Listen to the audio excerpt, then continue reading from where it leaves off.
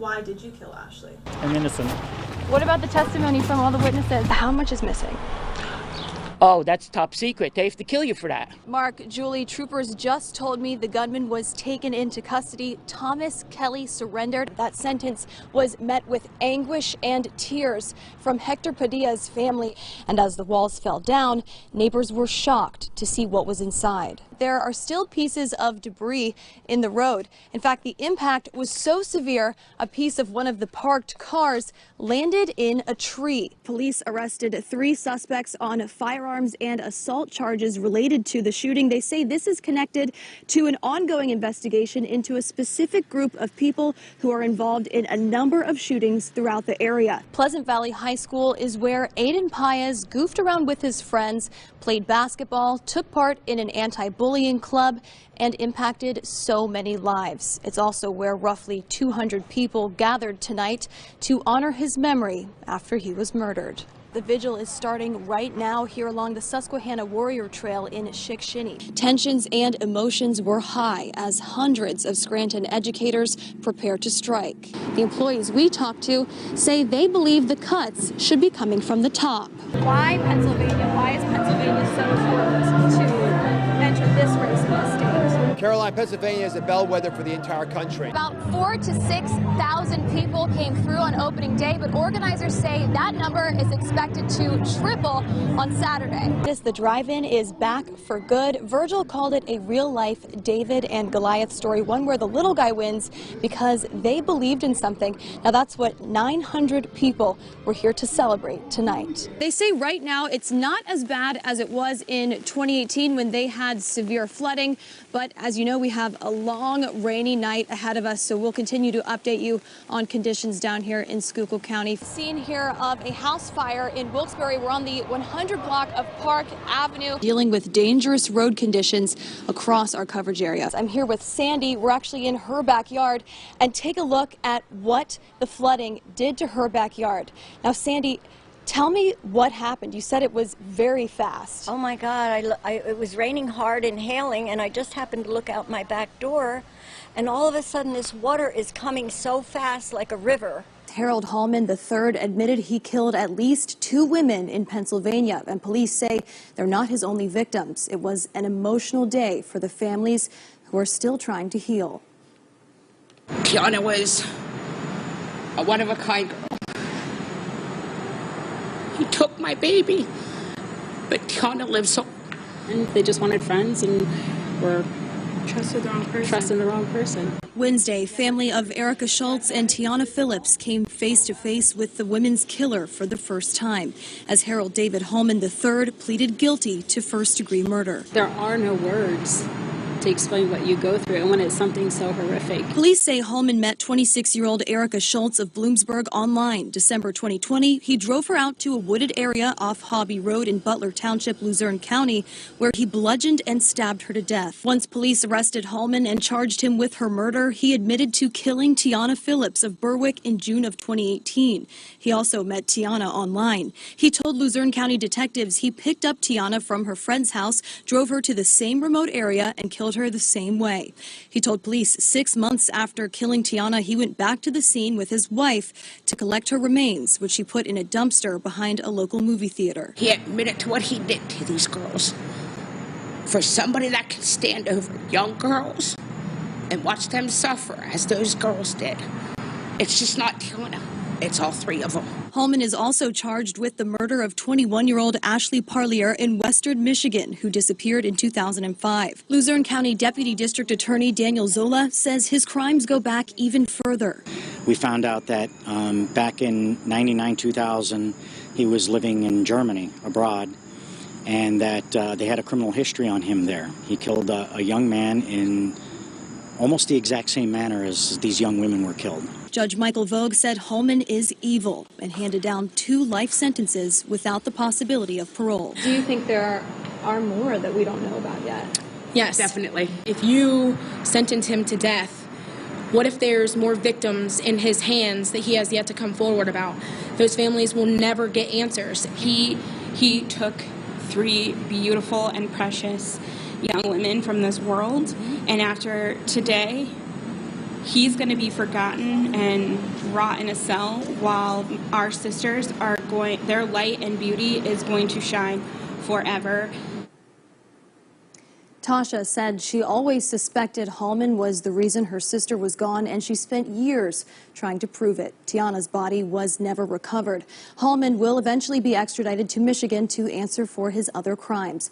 Reporting live here in the studio, CarolineRForeback, 2822 Eyewitness News. Nick, Candace, this story is definitely not over. Can understanding the mind of a serial killer point us to more victims? Hallman agreed to sit down with me inside the Luzerne County Jail, where he's waiting to be extradited to Michigan. Jail rules prohibit us from showing Hallman on camera, so you won't see his face in real time, but you will hear his disturbing words.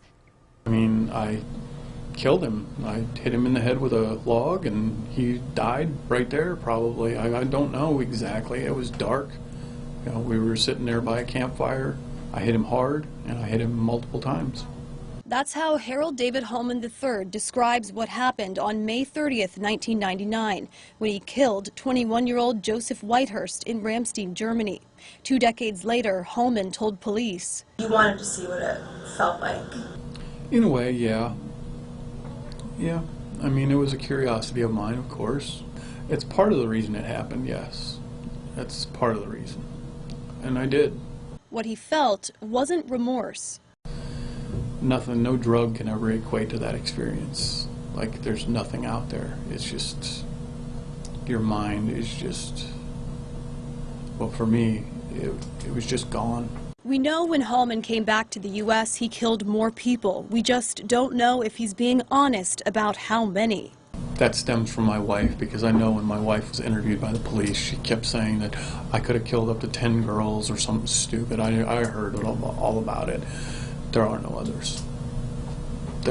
I have a clear conscience. We couldn't verify whether his wife really said that to police or find any mention on record of a possible number. Court records do show the many times Hallman has been deceptive throughout the investigations to police, Tiana's sister Tasha, and the FBI. You pretty much picked her up that night knowing what was going to happen. No, I didn't actually. Then why'd you use a track phone that night? I always used one. Hallman admitted to using a track phone when he killed Erica so he couldn't be traced. Hallman's own accounts of the murders seem to confirm what investigators said about his urge to kill. It wasn't a goal of mine. It wasn't, let's see how many I can get away with. It wasn't like that for me. Like, I legitimately did not want to do it again. And I legitimately that up, you know? There appears to be a callous nature to the way Hallman sees himself and others, calling himself an alpha. Because there are alphas and there are non-alphas, you know, that's just the way. There's the master and there's the submissive, or whatever you want to call it. Like, that's the way life is built. But when it suits him, Hallman talks about how he feels that life treated him unfairly, as if he had no part in the decisions he made. Hallman went on about his troubled marriage, how he resented his wife's unwillingness to submit to him, and how he looked for that dynamic in his extramarital affairs. He says he met dozens of women on dating apps beginning around 2013, mostly in Pennsylvania. I got tired of asking for something that I knew I wasn't going to get.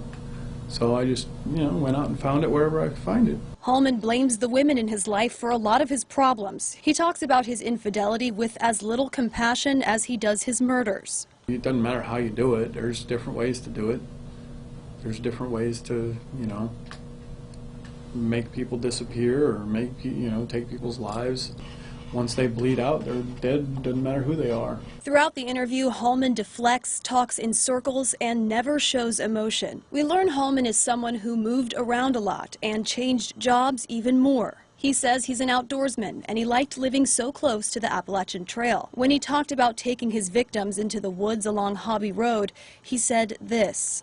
At the top of the mountain, middle of nowhere, if the cops actually spent more than 10 minutes out there with me, we probably would have found her, and probably there's probably more people out there, because in the hills of Pennsylvania, you can hide people anywhere. This is not the end of the road. We are still actively working with investigators to follow any potential leads from our discussion. If you have any information about Hallman, you can leave a tip with the I-Team. Well, Nick, Candace, today we learned that even though Mendez turned himself in, prosecutors said they didn't have enough solid evidence to back up some of the original charges. And the victim's family doesn't feel any closer to justice.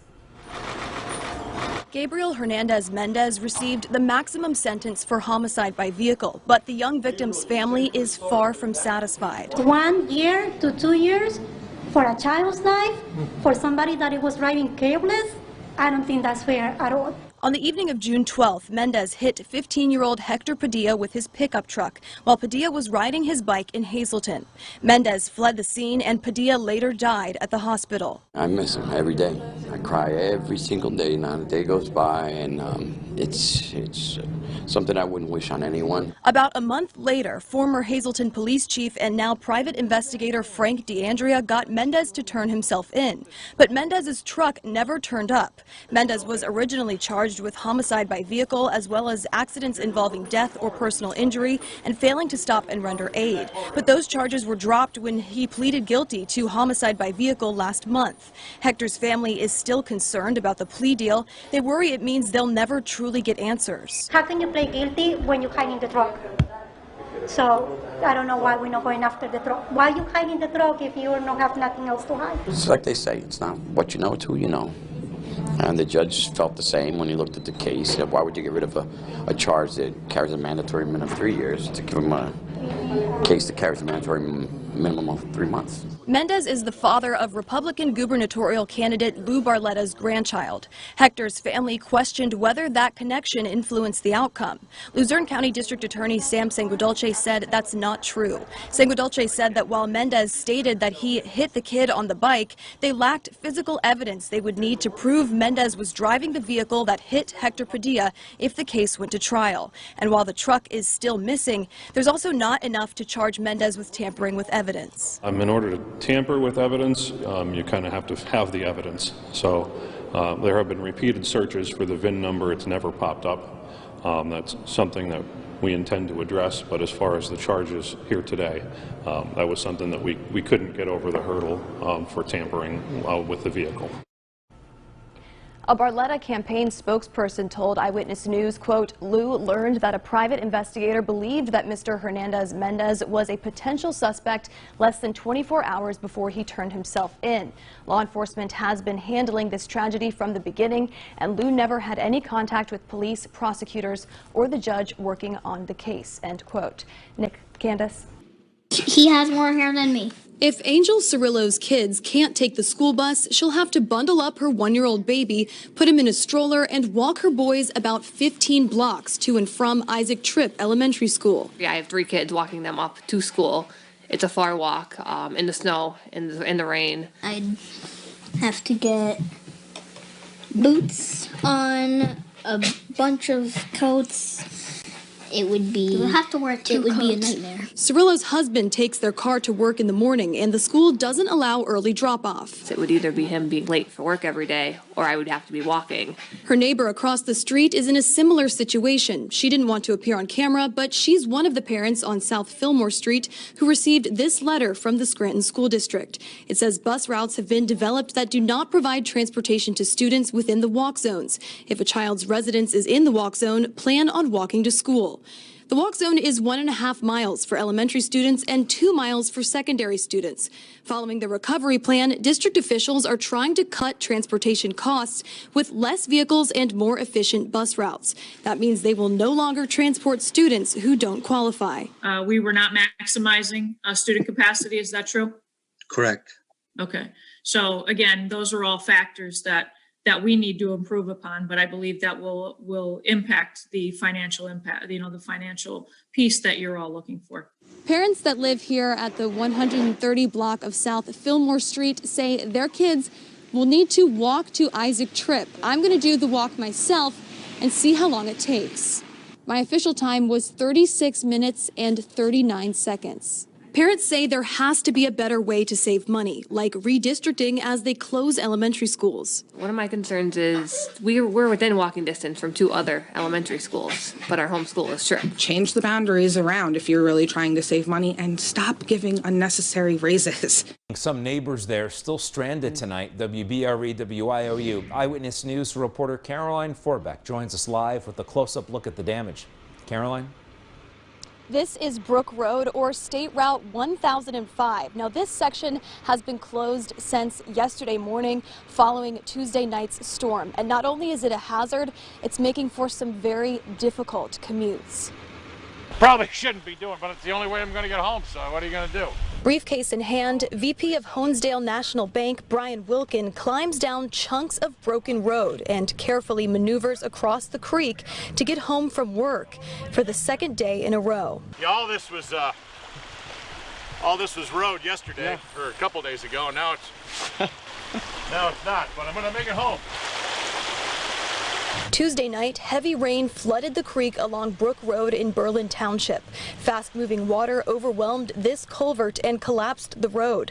The storm also washed out Wilkins' driveway, so taking a detour isn't an option because their cars are stuck. Our driveway was gone, and this was all water where you're standing. This was all water here. This is a pond.